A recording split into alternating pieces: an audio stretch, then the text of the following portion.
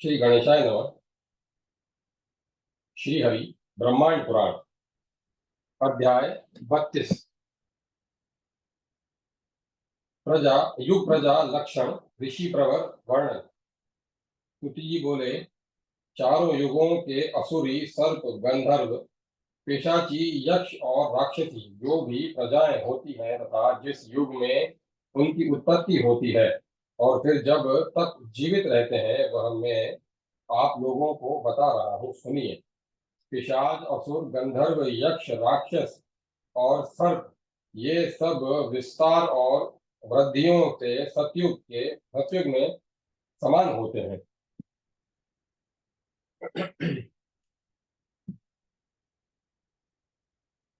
8 देवों की ऊंचाई 96 उंगुल होती है। अपनी ही उंगलियों के प्रमाण से ही नाम की पुष्टि की जाती है। यह प्रमाण स्वाभाविक है। इसी के नाम की पुष्टि की जाती है। इस संसार में युग युगों की संध्या और तथा संध्यांशों में जो मनुष्य वर्तमान रहते हैं उनका प्रमाण देवताओं और असुरों के प्रमाण में 7-7 उंगुल कम होता है। अर्थात देवों और असुरों से मनुष्य 7 उंगुल कम लंबे होते हैं। कलयुग में उत्पन्न देवों और असुरों की ऊंचाई का प्रमाण 158 उंगल 158 उंगल का कहा गया है। कलयुग में उत्पन्न मनुष्य की ऊंचाई अपने अंगुल प्रमाण से पैर से लेकर मस्तक तक 84 उंगल की होती है। यही मानव की ऊंचाई तथा युगों के अंशों में अर्थात युगों के कुछ अंश शेष रहने पर और कम हो जाती है। यही स्थिति सब बीते हुए और अपने आने वाले युग में रहती है। अपने अंगुल प्रमाण से मनुष्य 8 ताल का होता है। ताल अर्थात 8 विता, 4 हाथ और पैर से लेकर मस्तक तक जो मनुष्य 9 ताल का होता है वह अजानुबाहु पुरुष देवताओं द्वारा भी पूजा जाता है। अजानुबाहु उसे कहा जाता है जिसके हाथ घुटनों से नीचे तक पहुंच जाते हैं। गौ, अश्व, हाथी और भैंसे इन स्थावरों का घटना और बढ़ना प्रत्येक युग में कर्म से कर्म में क्रम में कर्म के अनुसार होता है।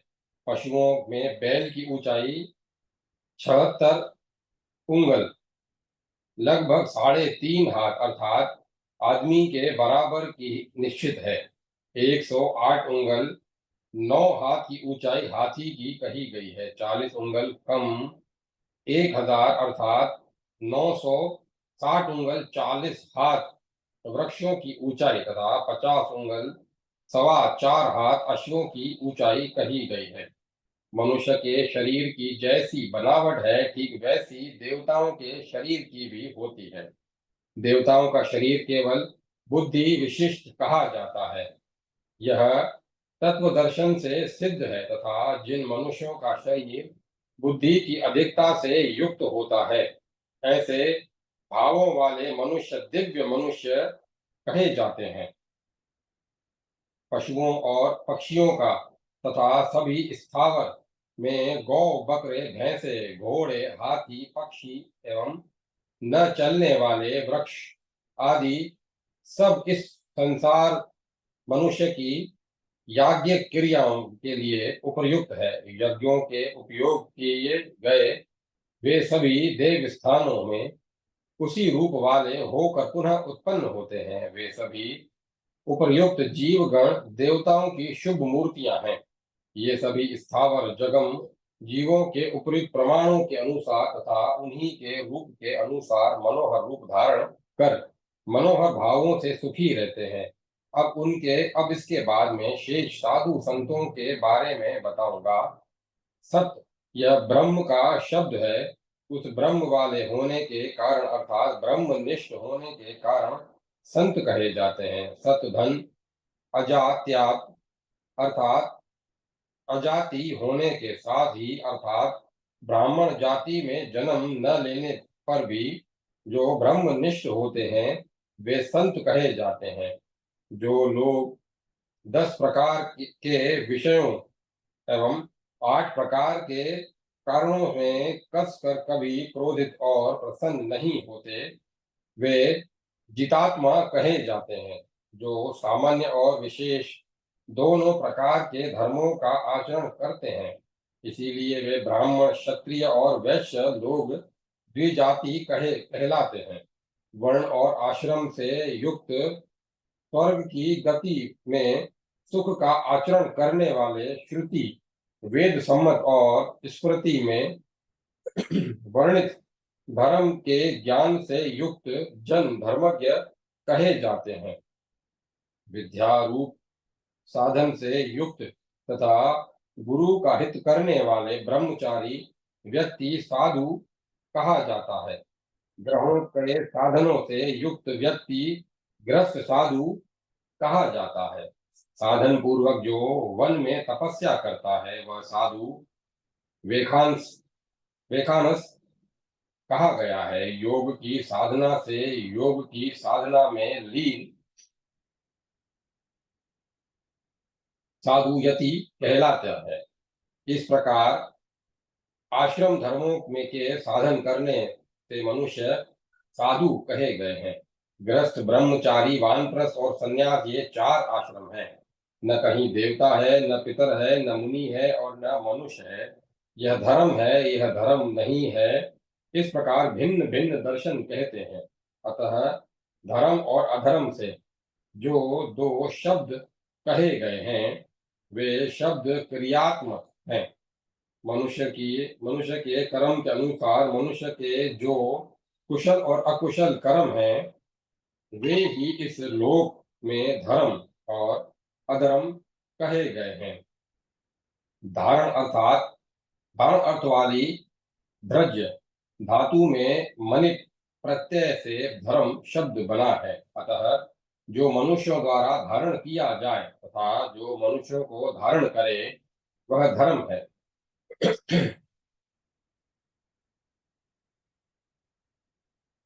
क्योंकि अच्छा कर्म ही मनुष्यों को धारण करता है, इसीलिए अच्छा कर्म धर्म है। तथा जो कर्म मनुष्य नहीं धारण करता, जैसे हिंसा, चोरी, मनुष्य धारण नहीं कर सकते, क्योंकि ये सब जेल में पहुंचाएंगे। इसीलिए कोई भी कुकर्म धर्म नहीं हो सकता। अतः न धारण करने के महत्व में किया गया कर्म अधर्म कहा जाता है। इस मनवांछित वस्तु को प्राप्त कराने वाला धर्म का आचार्य लोग उपदेश देते हैं तथा अधर्म अनिष्ट फल देने वाला है, ऐसा आचार्य लोग कहते हैं। वृद्ध, लोभ न करने वाले, आत्मवान और दंभ घमंड न करने वाले, सम्यक प्रकार से विनम्र और जो सरल स्वभाव के हैं वे आचार्य कहे जाते हैं। जो स्वयं अच्छा आचरण करते हैं तथा अच्छे आचरण की स्थापना करते हैं वे आचार्य कहे जाते हैं। तथा या उपसर्ग पूर्व ची धातु से भी आचार्य शब्द बना है। तदनुसार अचिनोति शास्त्रणी अर्थात जो शास्त्र को चुनता है, शास्त्र के अर्थों का चयन करता है, वह आचार्य कहा जाता है। धर्मज्ञ पुरुषों द्वारा स्वीकार किया गया धर्म श्रोत और स्मार्त नाम से 2 प्रकार का विप्रों द्वारा कहा गया है। दारा और अग्निहोत्र के संबंध से स्त्री और हवन अर्थात गृहस्थ आश्रम में हवन करने के संबंध से श्रोत धर्म के 2 प्रकार के लक्षण हैं, जिसे वैदिक धर्म भी कहा जा सकता है। धर्म वेद सम्मति है। वर्ण आश्रमों के आचार बताने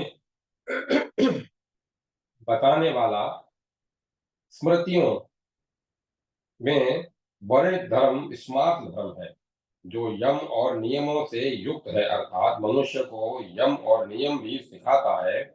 पूर्वज ऋषियों ने अच्छी तरह जानकर श्रोत वेदोक्त धर्म को बताया है।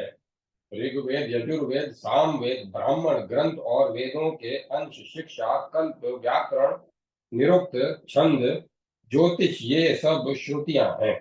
मनवंतर के बीते हुए समय मनवंतर के बीते हुए समय में स्मरण करके मनु ने जिसे उत्पन्न किया वह स्मार्त धर्म है, क्योंकि वह स्मार्त याद किया हुआ धर्म है, इसीलिए स्मार्त धर्म कहा गया है।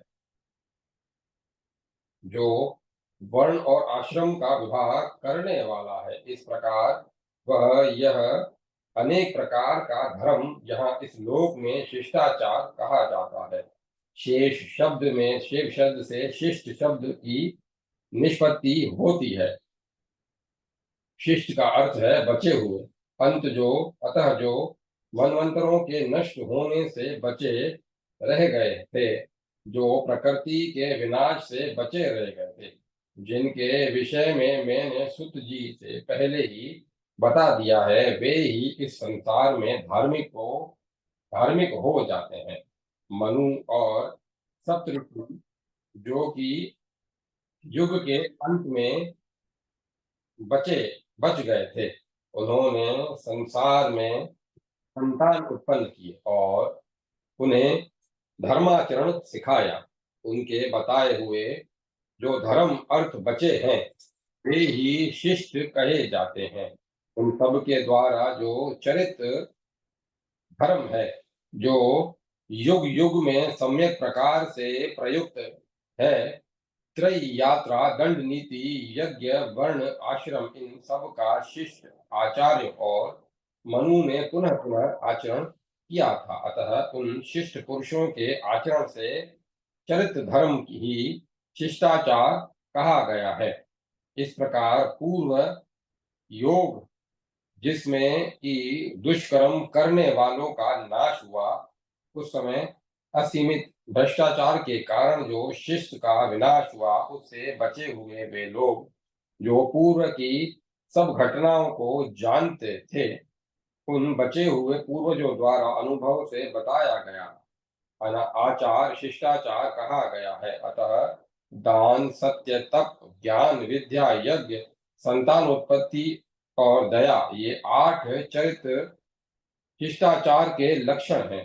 शेष बचे हुए मनु और सप्तऋषि जिससे आचरण करते हैं, इसीलिए यह भी मनवंतरों में शिष्टाचार कहा गया।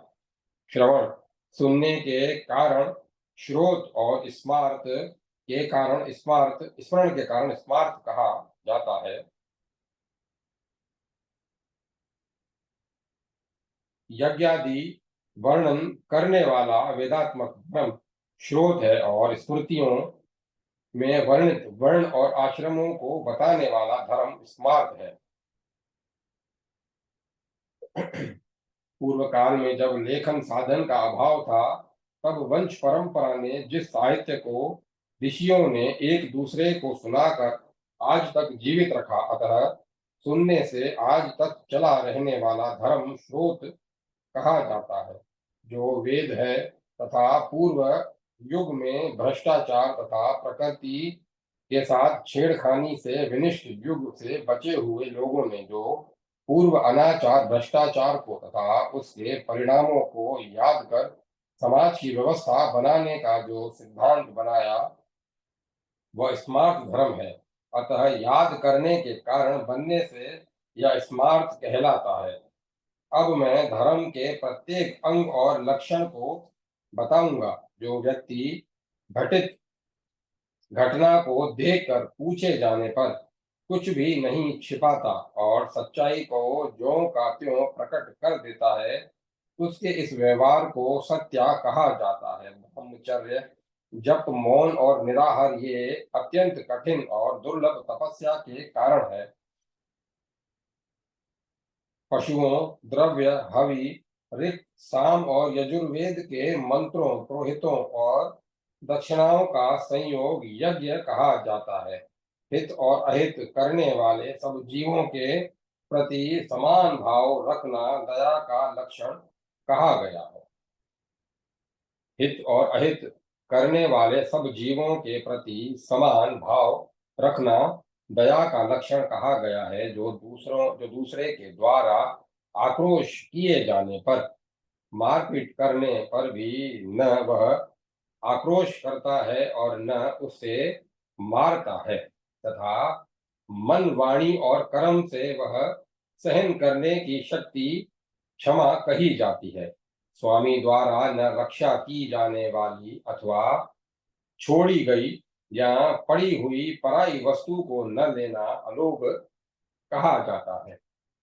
मैथुन, स्त्री के साथ संभोग करने के समय व्यवहार न करना, न उसके विषय में चिंतन करना, उसकी चर्चा करना तथा मैथुन निवृत्त अर्थात समाप्ति ब्रह्मचर्य है, तथा ब्रह्मचर्य का पूर्ण पालन करना तब कहा जाता है अपने लिए अथवा दूसरे के लिए जिसकी इंद्रियां मिथ्या नहीं प्रवृत्त होती हैं, वह शम का लक्षण है। जो व्यक्ति दसों इंद्रियों के विषय में सुनने, स्पर्श करने, देखने, चखने, सूंघने, चलने, काम करने, संभोग करने, खाने और मल मूत्र त्यागने, इन सब 10 विषयों और 8 लक्षणों वाले कारणों में फंस कर भी प्रतिहत नहीं होता, वह जितात्मा कहा जाता है।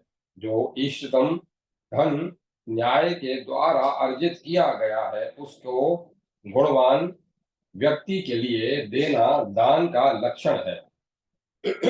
इस प्रकार यह दान 3 प्रकार का है, कनिष्ठ, ज्येष्ठ और मध्यम। उनमें मोक्ष अर्थात सामाजिक कल्याण के लिए दिया जाता है वह दान नेश्रेयस ज्येष्ठ दान है, और स्वार्थ सिद्धि के लिए किया गया दान कनिष्ठ दान है। सभी जीवों तथा अपने भाई बंधुओं को दया वश दिया गया मध्यम दान कहा जाता है। श्रुतियों और स्मृतियों में विहित धर्म वर्ण और आश्रम वाला है। वह धर्म शिष्टाचार से अनुमत है तथा सज्जन पुरुषों द्वारा पूरी तरह माना गया है।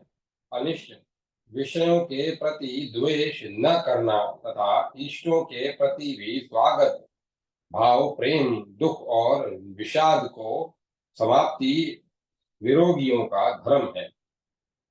किए गए तथा न किए गए कर्मों तथा कुशल तथा अकुशलता का परित्याग ही न्याय न्यास त्याग कहा जाता है। इस अचेतन जड़ तत्व युक्त पंच महाभूत वाले विकार से अव्यक्त जो विषय प्रधान तत्व प्रकृति है, उसका ज्ञान तथा चेतन तत्व आत्मा और अचेतन तत्व प्रकृति का विकार रूप शरीर का विशेष ज्ञान ही ज्ञान कहा जाता है।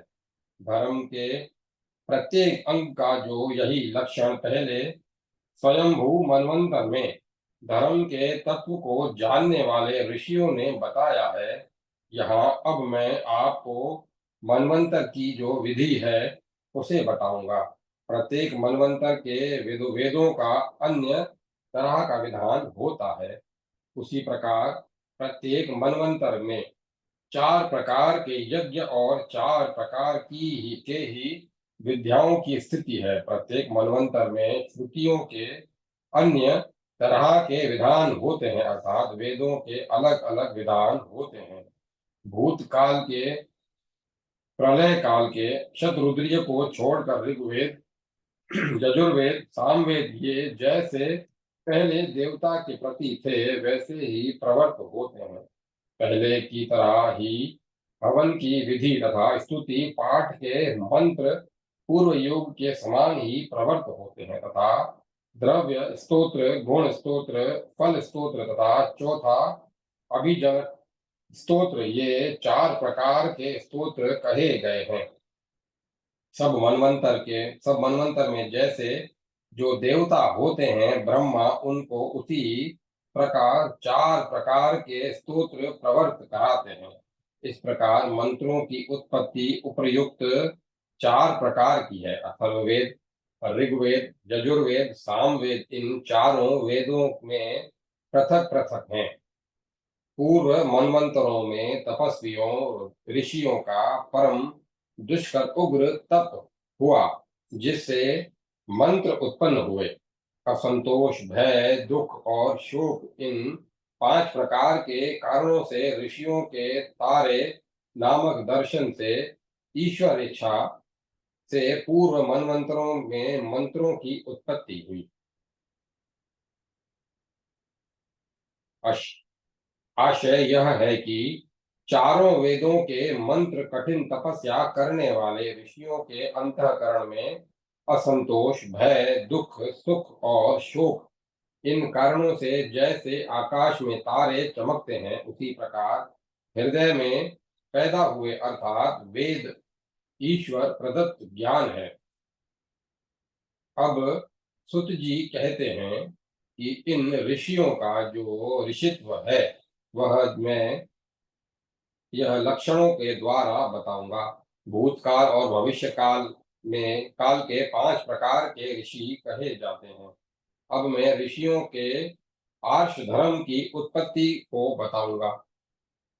जब समस्त जड़ चेतन संसार नष्ट हो जाता है, उस प्रलय काल में तीनों गुण जो कि प्रकृति प्रधान तत्व हैं, अब वे सब समयावस्था में आ जाते हैं, अर्थात उस समय प्रकृति के तीनों सत्व, रजस और तमस समान अवस्था के हो जाते हैं।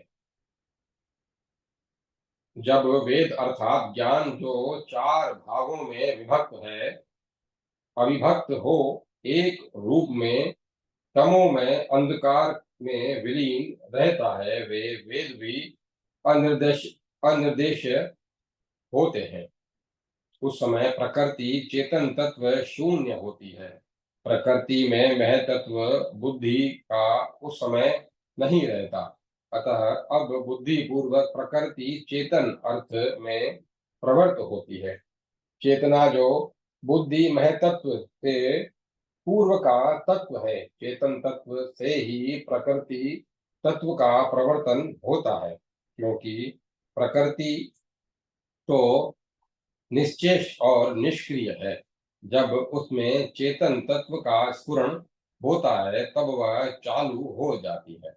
जैसे कि जल और मछली का संबंध है, उसी तरह प्रकृति और चेतन तत्व का संबंध है। जैसे मछली में जल से अचेतनता आती है, उसी तरह प्रकृति में चेतन तत्व, जैसे सांख्य में पुरुष कहा जाता है, से चेतनता आती है। स्फुरण पैदा हो जाता है। जैसे वैसे प्रधान तत्व प्रकृति और अप्रधान चेतन तत्व पुरुष दोनों ही भिन्न भिन्न है, परंतु जब चेतन तत्व प्रधान तत्व प्रकृति में अधिष्ठित होता है, तब उसके तीनों गुणों में विषमता पैदा होती है और चेतनादिष्ट प्रधान में सत्व गुण का उद्रेक होता है। तब प्रधान कारण प्रकृति से कार्य की उत्पत्ति की प्रवृत्ति होती है। जब जैसे विषय विषय और अर्थ और अनर्थी के भाव जैसा होते हैं, भाव पैदा होते हैं, अर्थात जैसे विषय के विषय में विषय रहता है, विषय विषय का आधार है, अर्थी में अर्थ रहता है, अर्थी ही अर्थ का आधार है। विषय नहीं तो विषय नहीं, अर्थी नहीं तो अर्थ नहीं, यही संबंध यहाँ हो जाता है। प्रकृति विषय है तथा चेतन तत्व पुरुष विषय है। प्रकृति पुरुष से अस्तित्व और क्रियाशील है, अर्थी पुरुष है, बिना अर्थी पुरुष के बिना अर्थ प्रकृति का कोई अर्थ नहीं है। काल प्राप्त करने काल प्राप्त करने के बाद, अर्थात प्रकृति में चेतन तत्व के मिलने के बाद, सतव गुण के उद्रेक से कुछ समय बाद करणात्मक भेद पैदा होते हैं, जिनमें परस्पर आगे वाले तत्व एक दूसरे करण साधक कम कारण बनाते हैं। तब वे दिखाई देने वाले व्यक्त कार्य उत्पन्न होते हैं। अतः प्रकृति सबका मूल कारण है, उसका कारण कोई नहीं। इस कारण रूप प्रकृति में मैदादी कार्यों की उत्पत्ति होती है। ये महत्वादी एक दूसरे का कारण बनकर कार्य की उत्पत्ति करने लगते हैं।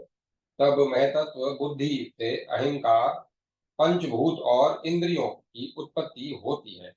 भूतों से परस्पर भूतों के भेद उत्पन्न होते हैं, जैसे कि पंच सूक्ष्म शब्द, स्पर्श, रूप, रस और गंध। इनमें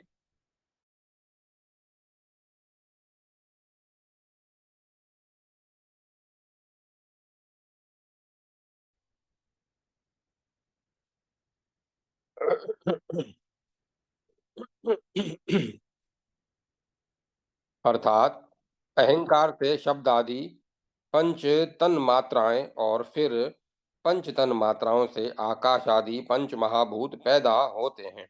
इनमें कार्य और उस कार्य को पैदा करने वाले कारण संसिद्ध हैं।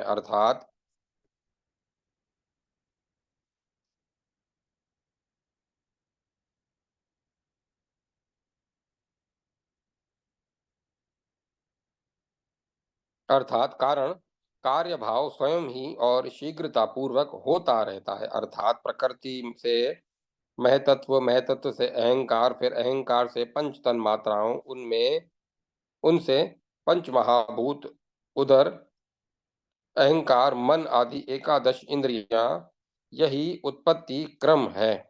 जिस प्रकार लकड़ी की जलती मशाल एक समय में ही सर्वत्र प्रकाश कर देती है, उसी प्रकार यह क्षेत्रज्ञ पुरुष चेतन तत्व एक ही काल में विवृत फैलकर सर्वत्र व्याप्त हो जाता है। जिस प्रकार अंधकार में खगोत, रात में चमकने वाला कीड़ा अचानक दिखाई दे जाता है, उसी प्रकार अव्यक्त प्रकृति में महतत्व बुद्धि खगोत के समान जलती हुई, चमकती हुई शीघ्र दिखाई देती है। अर्थात महतत्व प्रकृति में विवृत हो जाता है। संपूर्ण ज्ञान का आधार वह महतत्व जिसे बुद्धि कहा जाता है, वही महान शरीर है। जहाँ पर रहता है, वहीं पर विद्वान बुद्धि शरीर रूपी घर के घर के द्वार पर मुख में स्थित रहता है। अर्थात बुद्धि तत्व मुख में स्थित रहता है। इसका अर्थ है कि व्यक्ति में मुख स्थित रहता है, यह है, तथा शरीर के मुख प्रकृति में स्थित रहता है, यह भी हो सकता है। यह महत्त्व बुद्धि जो प्रकृति में सत्वोद्रेक से पैदा हुआ, वह अंधकार रूप तमोगुण से पार स्थित हो विलक्षणता के कारण वहीं पर स्थित रहता हुआ विद्वान तमस का अंत कहा जाता है। इस इस श्रुति का कथन है, यह वह महान महतत्व बुद्धि में विशिष्ट रूप से वर्तमान रहता है। अतः बुद्धि में विवर्तमान महतत्व चार प्रकार का होता है: ज्ञान, वैराग्य, ऐश्वर्य और धर्म। इसे ही चार प्रकार की बुद्धि कहा जाता है। यह बुद्धि महान यह बुद्धि महान का विवर्त है तथा महान ही बुद्धि है, तथा बुद्धि के चार प्रकार हैं।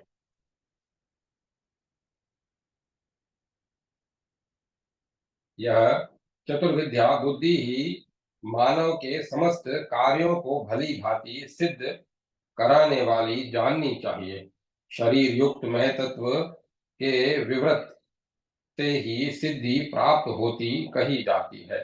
जो अव्यक्त नाम से प्रसिद्ध उस पूरी प्रकृति में शयन करता है, यही महान आत्मा है। वह उस पुरी का स्वामी है तथा शयन करने के कारण उसे पुरी का पूरा ज्ञान है। पुरी में शयन करने के कारण वह महान आत्मा पुरुष और उस प्रकृति रूपी क्षेत्र का समस्त ज्ञान रखने वाला होने के कारण क्षेत्रज्ञ कहा जाता है।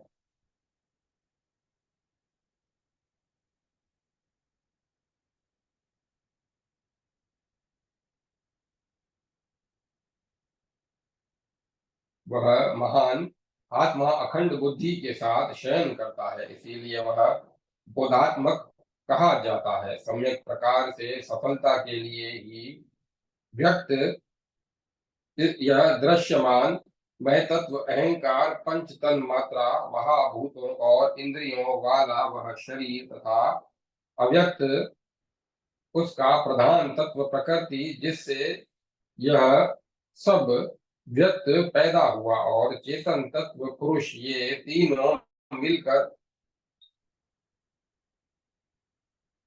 सफलता प्राप्त करते हैं, अर्थात मनुष्य रूप बनता है।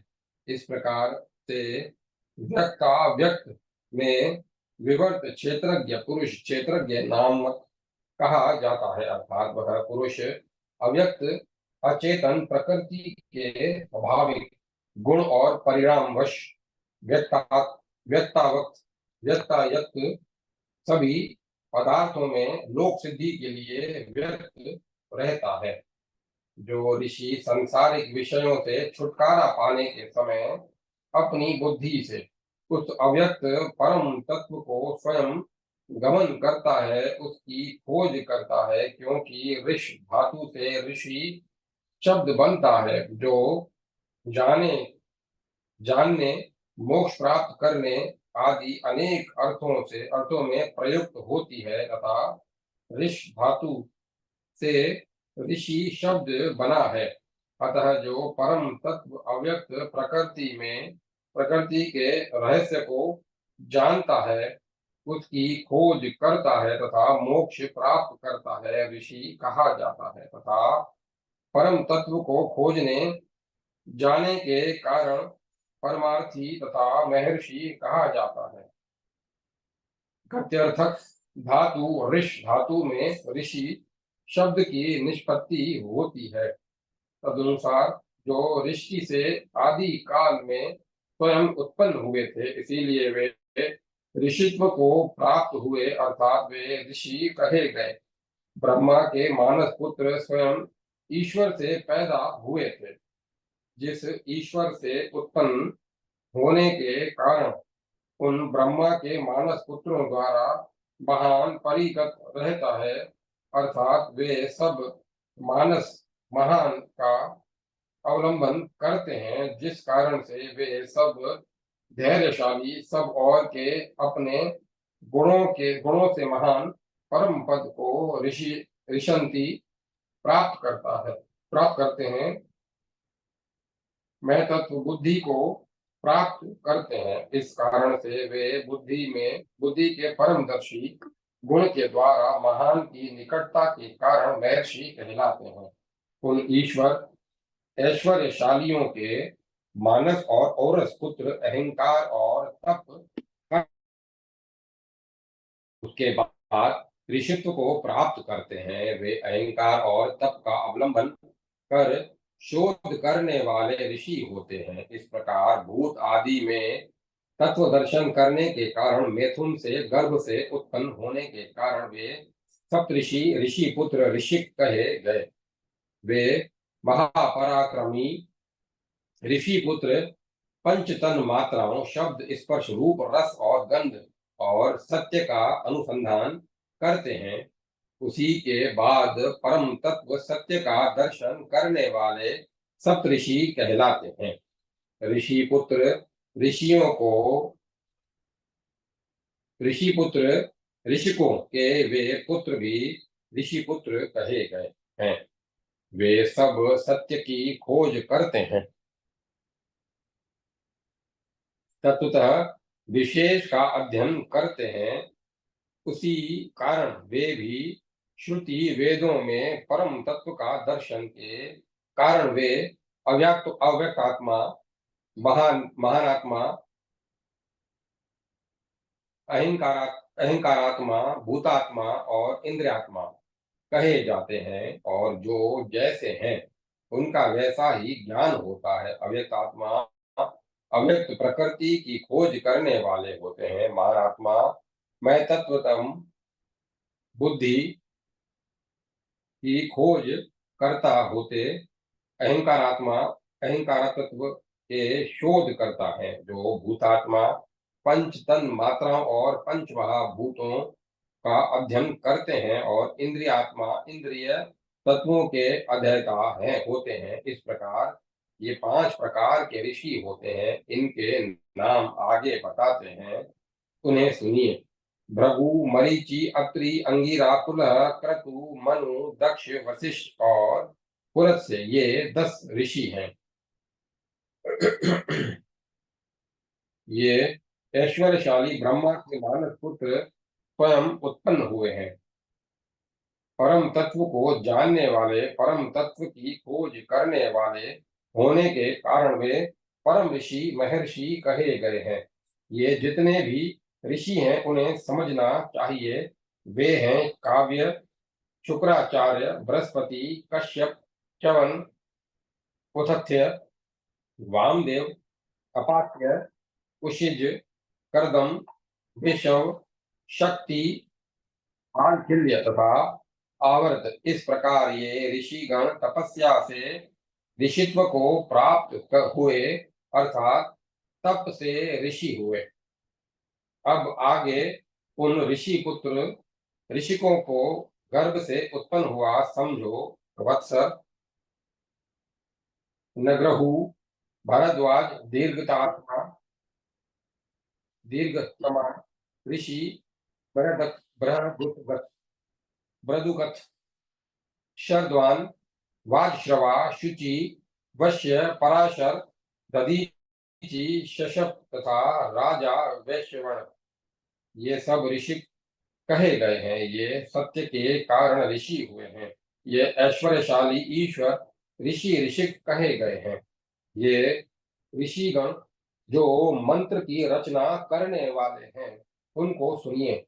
भृगु काव्य रचेता, ऋचिक आत्मवान, औरव जमदग्नि विद, सारस्वत आश्रीषण, युथा युथा युथाजीत, वितहव्य, सुवर्चस, वैन्य, प्रथु, देवोदोस, वाध्यश्व, ग्रत्सस्य, शौनक, ये 19 भृगुवंशी भार्गव मंत्रवादी ऋषिगण हैं। अंगिरा, वेदक, भारद्वाज, वाशकली, ऋतुक्वाक, गर्ग, शिनी, संस्कृति, कुकृत्स, मानधाता, अम्बरीश, युवनाश्व, पौरकृत्य, पौरकुत्स, दस्युमान, आहार्य, अजमेर, तुष्य, कवि, वृषादर्भ, विरूपाक्ष, कणव, मुदगल, उद्धत्य, सनतवाज तथा वाजश्रवा, अयास्य, चक्रवर्ती, वामदेव, असिज, बृहुदुगत, ऋषि, दीर्घतमा और कक्षीवान, ये 33 श्रेष्ठ अंगिरस ऋषि कहे गए हैं। ये सब मंत्र द्वारा कहे गए कश्यपों को सुनिए। ये हैं कश्यप, वत्सर, नृथु, नेध्रुव, रेभ्य, असित और देवल से 6 ब्रह्मवादी हैं। अत्रि, वसन, श्यावा, अक्षय, गविष्ठ, आविहोत्र, धीमान, पूर्वातिथि, ये सब आत्रेय ऋषिगण मंत्र का ऋषि कहे गए हैं। वशिष्ठ, शक्ति, पराशर चौथे, इंद्र, प्रगति, प्रमति पांचवें, भरद्वसु छठे, मेत्रा, वरुणी सातवें, कुंडिन, ये सप्त वशिष्ठ ब्रह्मवादी समझने चाहिए। विश्वामित्र गाधे हैं। देवरात, उद्गल, विद्वान, मधुसूदा तथा अन्य पाप नाश करने वाले ऋषिगण अष्टक, लोहित, कृत, कत और कोल, देवश्रवा तथा रेणु, पूरक, धनंजय, ये 13 धर्मिष्ठ श्रेष्ठ कुशिक कहे गए हैं। अगस्त्य, द्रोणायु और विघ्नवाह, ये 3 ऋषि ब्रह्मनिष्ठ अगस्त्य परम कीर्ति कहे गए हैं। मनु, वेवस्वत, एल, राजा पुरूरवा, ये ऋषि गण क्षत्रियों का आचरण करने वाले, मंत्रों को बोलने वाले समझने चाहिए। फलंदन, वत्स और संकील, 3 ऋषि मंत्र बनाने वाले वैश्यों के प्रवर ऋषि कहे गए हैं। इस प्रकार ये 90 मंत्रकर्ता ऋषिगण कहे गए हैं। इस प्रकार ब्राह्मण, क्षत्रिय और वैश्य ऋषि पुत्रों को समझिए। इस प्रकार श्री ब्रह्मांड पुराण वायु प्रोक्त पूर्व भाग द्वितीय अनुषंग पाद 32वां अध्याय प्रजा लक्षण ऋषि प्रवर वर्णन संपन्न हुआ। जय माता सरस्वती। जय मां सरस्वती। अध्याय 33 ऋषि लक्षण वर्णन। सुत जी बोले, हे ऋषियों, जो मैंने ऋषियों के पुत्र ऋषिक बताए हैं, उनको ऋषिकों के पुत्रों को भी ऋषि पुत्र ही समझने चाहिए। वे ब्राह्मणों के प्रवक्ता ऋषिगण जो वेदों के ऋषि हैं, उनमें जो प्रधान है, उनके नाम मैं संक्षेप में बताऊंगा, आप लोग सुनिए। ब्रह, भार्गव, पेल, सांकृत्य तथा जाजली, संध्यास्ती, मारठर, याज्ञवल्क्य, पराशर, उपमन्यु, इंद्र, प्रमति, मांडुकी, शाकली, बाष्कली, शोकपाणी, नेल, पेल, अनक, अनग, पक्षगंत, ये कुछ 86 क्षुद्रषि हैं। ये सभी ब्रज ऋषि के कुल के मुख्य ब्राह्मण जात के क्षुद्रषि हैं। 11 बताए जा चुके हैं, आगे हैं वैशंपायन, लोहित, कंठमाल, वश, अवध, श्यामापति, पलांडु, आलम्बी, कमलापति, अनेक शिष्य और प्रशिष्य भी 86 श्रुत ऋषि थे। ये सब ऋषिगण द्विज ऋषि, चरक, अधर्वयु, यज्ञ करने वाले ब्राह्मण हैं। जेमिनी, भारद्वाज, काव्य, कोशयंजी, हिरण्यनाभ, कौशल्य, लोगाक्षी, कुसुमी, लांगली, शालीहोत्र, शक्तिराज, भार्गव, सामवेद का गान करने वाले आचार्य, इला पुत्र पुरूरवा, इनके अतिरिक्त 46 अन्य उनके शिष्य श्रुत ऋषि थे।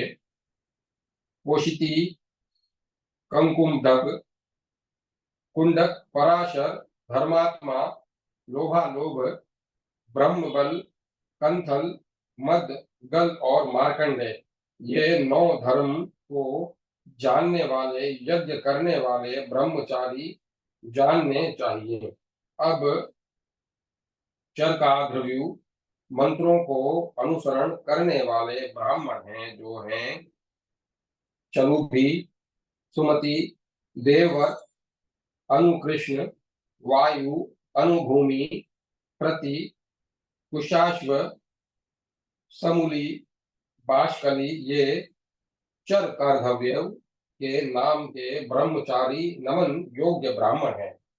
व्यासिकी, शुक, भूरिश्रवा, सुमावी, अतुनातव्य, धौम्य, काश्यप, आरण्य, इलक, उपमन्यु, विद, भार्गव, मधुक, पिंग, श्वेतक्रतु, प्रजादर्प, कहोड़, याज्ञवल्क्य, शौनक, अनंग, निरताल ये मध्यम अधर्व्यू हैं। अदिति, देवमाता, जलापा, मानवी, उरुर्वा और विश्वायोषा ये दो शुभ अप्सराएं, मुद्गला, अतुजीवा तथा यशस्विनी, तारा, प्रीति, मेधी, मार्गा, आत्मा, सुजाता, धर्म को जानने वाली, मुद्रा और पोषित पोषित की नामक याद की गई है। ये सभी अप्सराओं के समान ब्रह्मवादिनी विदुषियां हैं। सुत जी बोले, इस प्रकार मैंने ये सब मुख्य ऋषि पुत्रों को बताया है। वे सब ऋषि पुत्र वेद की शाखाओं की रचना करने वाले हैं, इसीलिए ऋषि कहे गए हैं। ये सब मंत्र वक्ता ऋषि और ऋषिक ईश्वर ऐश्वर्यशाली हैं। ये ऋषि पुत्र ईश्वर ऋषि ऋषिक अपने पुत्रों के साथ ब्राह्मण कल्पों के प्रवक्ता हैं, जो वेदों के वाक्य जाने गए हैं।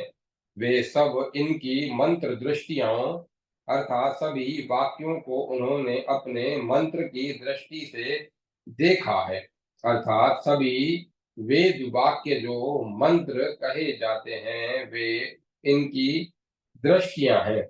जहाँ वेद में जो अज्ञात्मक आज्ञात्मक गंभीर शब्द के समान अद्वैत हैं, जिनको अत्यंत और अपरोक्ष तथा लिंग नाम दिया गया है, सब भूत और अभूत का जो परिदान हो, कहीं निरुक्त प्रोक्त अर्थ वाले वाक्य को स्वयंभू जानते हैं। जो कुछ भी नाम और विभक्तियां से कहीं मंत्र संयुक्त है, प्रत्यक्ष रूप से ऋषियों के वचन कहे गए हैं।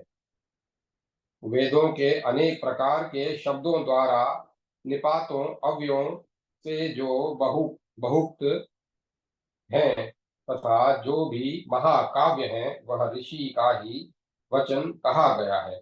कहीं कहीं जो अस्पष्ट और बहुसंध्यास्पद वाक्य हैं वे सब निश्चय ही ऋषियों के वचन हैं तथा सभी वचन विलासपाय विलापास्पद हैं, देवताओं से परिगत हैं।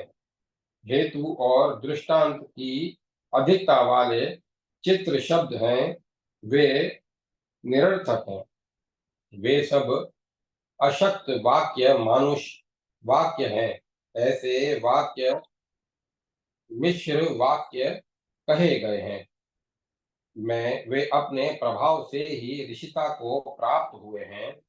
जाति विपर्य से उत्पन्न दो जातियों के आकर्षण से उत्पन्न जातियों के समुत्कर्ष के भूत भविष्य और वर्तमान का ज्ञान, जन्म दुख और चिकित्सा ये मिश्र ब्राह्मणों के वह गुरु के बल प्रवर्तक के वाक्य हुए।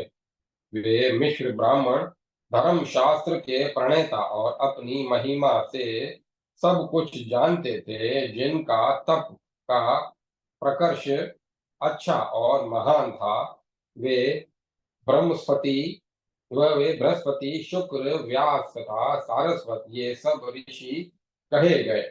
व्यास शास्त्र का प्रणयन करने वाले थे, इसीलिए वे वेद व्यास नाम से स्मरण किए गए।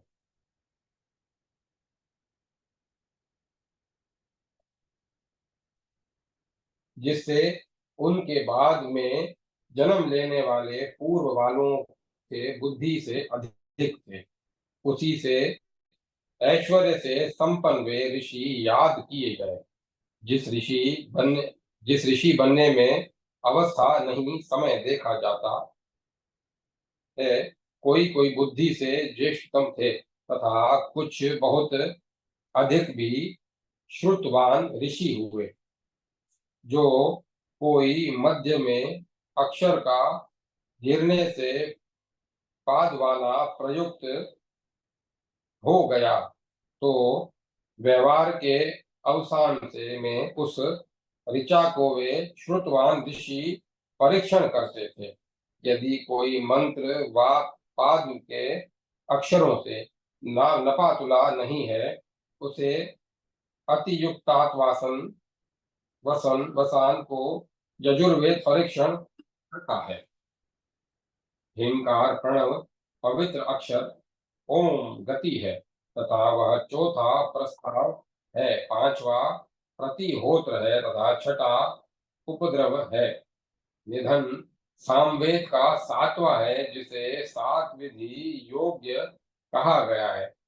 पांचवी विधि के योग्य ओमकार प्रणव के बिना हिंकार हिमकार कहा गया है। इस प्रकार ब्रह्म में यह धर्म कहा गया है जो उस समय अर्थ से ज्ञान कराया जाता था, अर्थात ब्रह्म पुत्र धन आदि प्राप्ति की आशा से जो ब्रह्म में अनुष्ठान किया जाता था, प्रकृष्ट रूप से गिनाए गए तथा विलाप परिदेवना को कहा जाता है। इसी प्रकार क्रोध से द्वेषण से जो प्रश्न किए गए हैं, वे प्रश्नाख्यान हैं। इस प्रकार सब विद्याओं के मंत्र लक्षण किए गए हैं।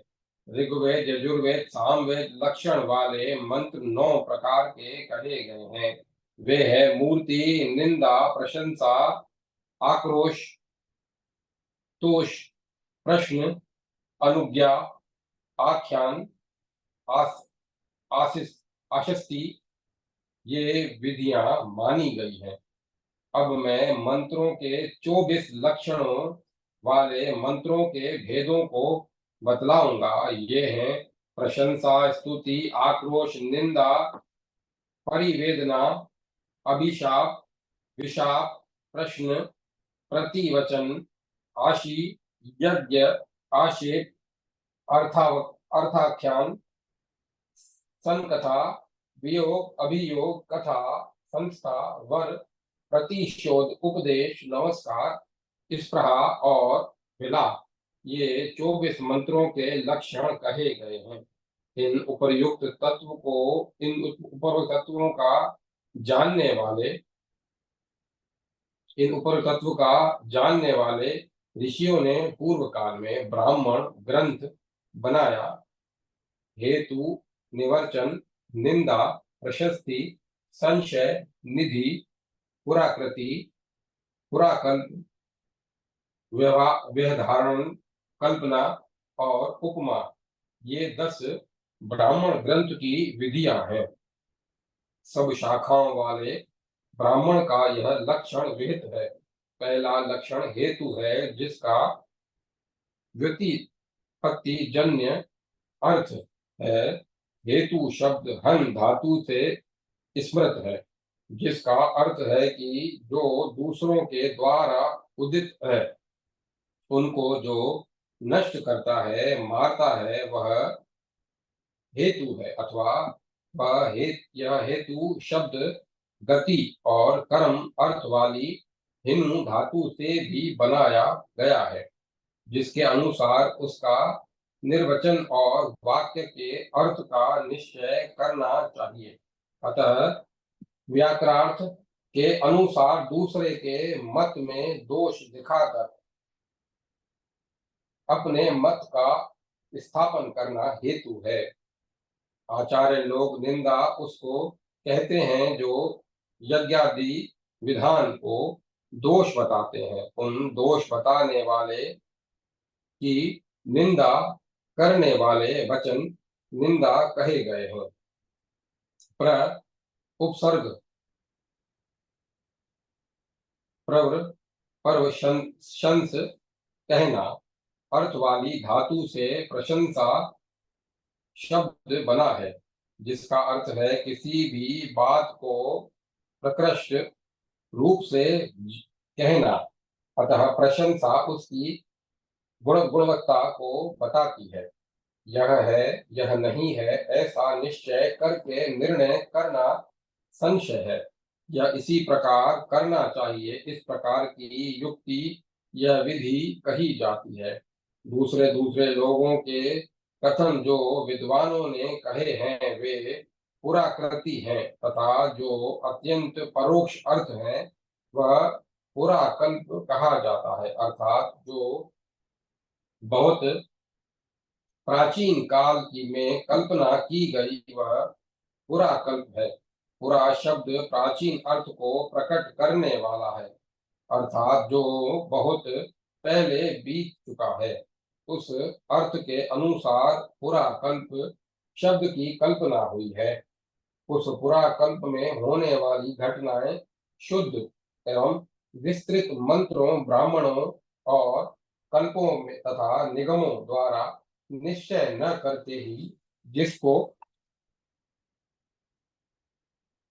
कहा जाता है उनका ही व्यवधारण कल्पना कहा जाता है।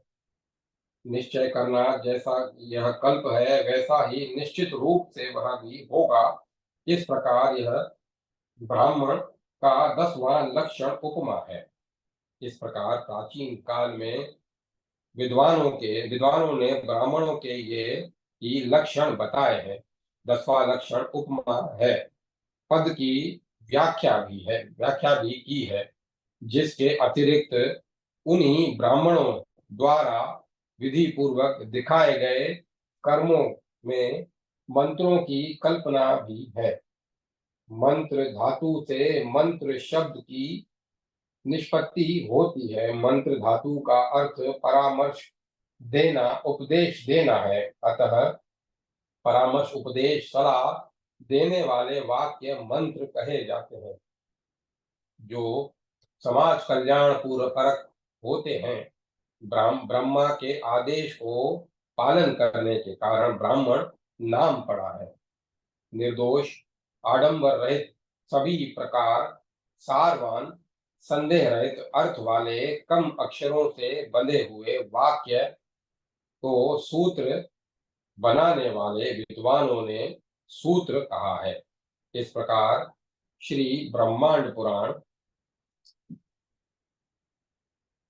वायु प्रोक्त पूर्व भाग द्वितीय अनुषंग पाद 33वां अध्याय ऋषि ऋषि लक्षण वर्णन संपन्न हुआ। जय माता सरस्वती। जय माता सरस्वती। ओम नमः शिवाय। ओम नमः शिवाय। ओम नमः शिवाय। ओम नमो भगवते वासुदेवाय। ओम नमो नारायण। ओम तत्सत। ओम तत्सत। ओम। अब कथा को विराम दिया जाता है।